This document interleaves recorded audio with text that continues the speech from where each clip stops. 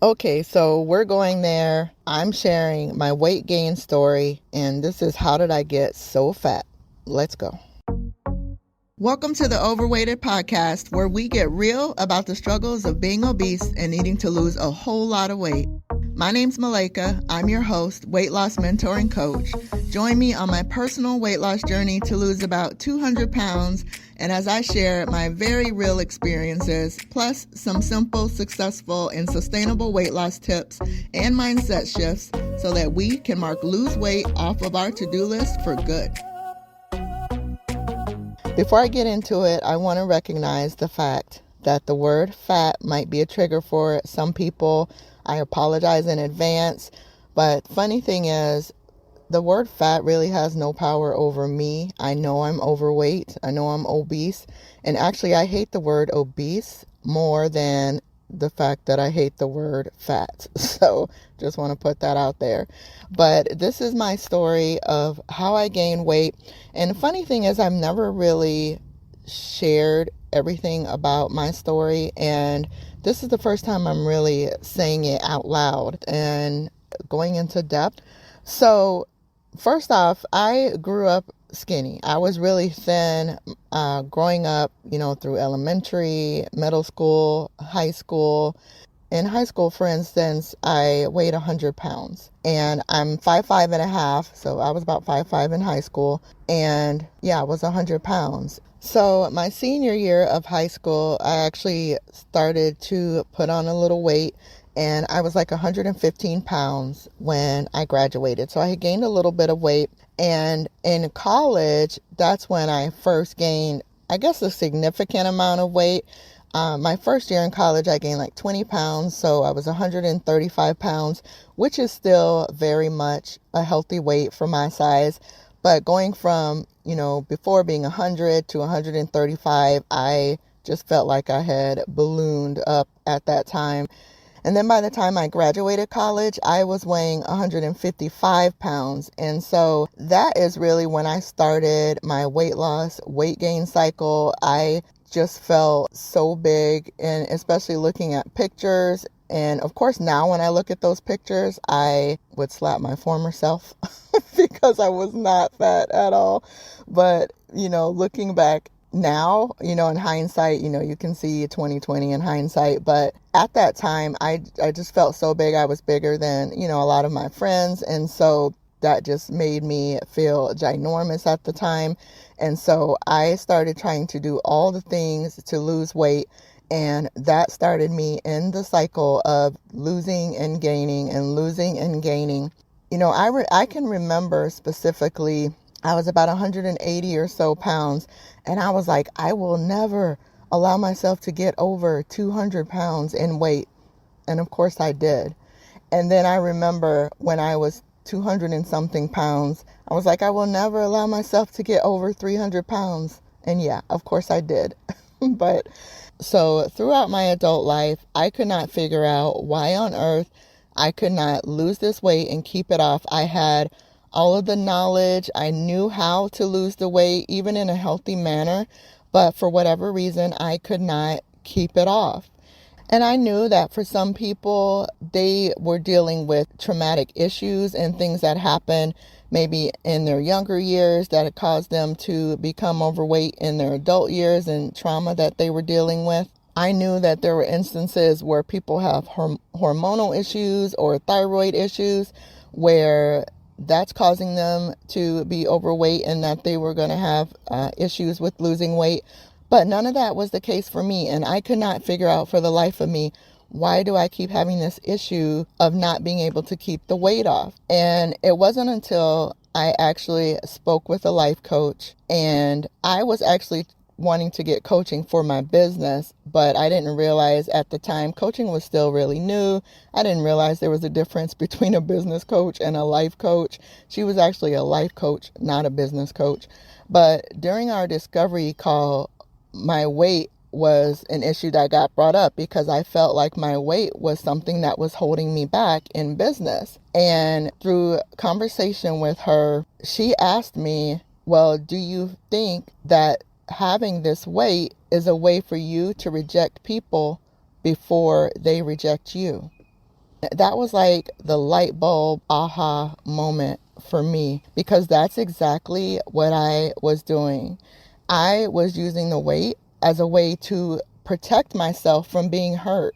And because I was so tired of being hurt, I just started putting on weight to push people away so that they didn't have the opportunity to hurt me. So I was basically rejecting them before they could reject me.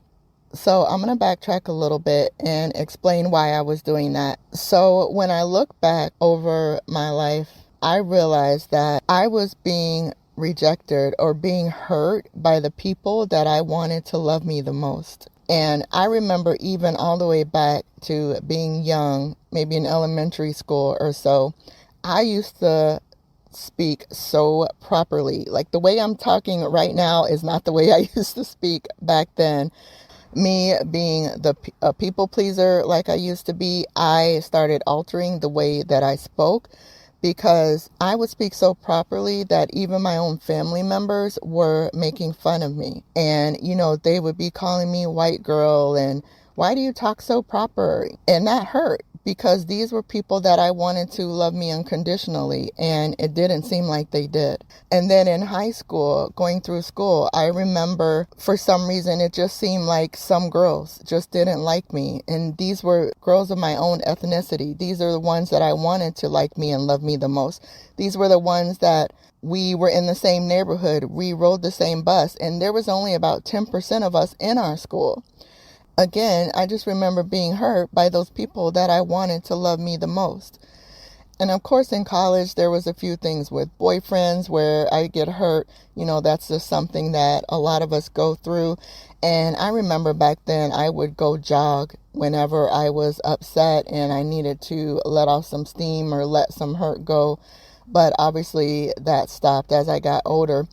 And also in college, I remember trying out for the dance team, and I would make it all the way to the finals, and then I would basically choke. So I got rejected by the dance team. So I didn't make the dance team because I would freeze up because I wanted it so bad. And I remember too, in those tryouts, in our tryouts, we would have to wear these really small like shorts and sports bras. And I remember feeling so huge next to some of the other girls. And so obviously that didn't help. That made me really self-conscious when it was time for those finals and for me to do like my solo dance. And so I would just freeze up because I just felt so self-conscious. And then getting older, there was one specific time where I had joined this program. I was in the around 250 pound range, and I was actually doing really well, having success in that program. And I had lost 75 pounds at that time. And I remember during that program, I would say this mantra to myself: I'm size 10 and I'm thin, and this is a battle that I can win. I'm size 10, I'm thin, and this is a battle I can win. Like I would constantly tell myself that throughout my weight loss while I was still losing, and I had gotten down to a size 10. When I lost the 75 pounds, I was size 10. I still wanted to lose more weight, but I felt really good about accomplishing that goal. And after losing that 75 pounds, I had gotten engaged. And then he left me. Thank you, Lord, that he did, because that just turned out to be a blessing in disguise. And so the cycle continued of losing and gaining and losing and gaining.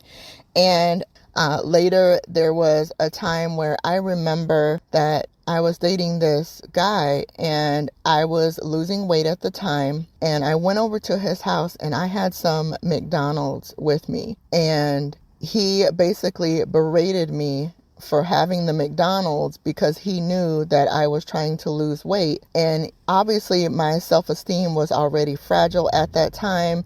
So he just basically crushed my self-esteem. I remember I threw my McDonald's down on the floor because I was so angry, and I just went in the bathroom and started crying. At that time, the way that I was losing weight is counting calories, so I could eat whatever I wanted as long as it was within my calories. And that McDonald's meal was, but see, he didn't understand that and probably honestly didn't even care. But yeah, that really just crushed me. And then getting older and more recently, I have gone through a divorce. And this was the first time that I was with someone that I finally felt free to be myself, whatever I looked like. That is the one great thing that came out of my marriage, is that during that marriage, I was able to really get comfortable with myself and who I am and really love myself where I was. So all that hurt was a part of that cycle of losing and gaining and why I could not keep the weight off. I finally started loving myself and leaning into my relationship with God. And honestly, He is the one that healed my heart. Like I said, I used to be a people pleaser, and I no longer care, at least not so much, about pleasing people. I care mostly about pleasing Him. So from that standpoint, if I get disappointed or hurt by people again, I know where my true love comes from. It comes from Him. Because honestly, people are going to hurt us. We are all human. We do things even unintentionally that may hurt other people. And as humans, our love is conditional.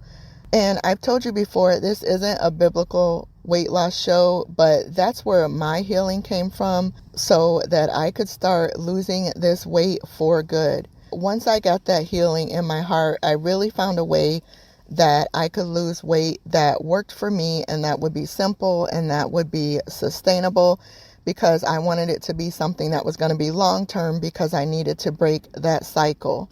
And I want to tell you that whatever your reason is, you get healing from that, because you may need to get healed from that before you can ever step out of that losing and gaining cycle. And for some of us, maybe we just need prayer. We may just need to lean into our relationship with the Lord. And for others, we may need to do that, but also get therapy. And there's nothing wrong with that. Therapy is going to help us deal with those things in the past so that we can release them and move forward. So get whatever healing you need to get, and however you need to get that, because that's where the long-lasting, sustainable weight loss is going to come from. So that's my story. I was basically rejecting people before they had a chance to reject me. And I was just using the weight as a way to protect myself from being hurt. And that may be some of your stories too. But just be encouraged, friend. You can do this. Get the healing, and let's work on the strategy together. All right, see you next time. Thank you so much for spending time with me today. If you got any value out of this, or something just really resonated with you, can you do me a favor and leave a review? It helps others find the show so that it could help them too. Also, I'd love to connect with you on other platforms. I'm Malaika Burley on IG and YouTube. And go grab my free webinar, The 5 Keys to Simple, Successful, and Sustainable Weight Loss at malaikaburley.com. And of course, all of those links are in the show notes. Thanks again, and have a blessed day.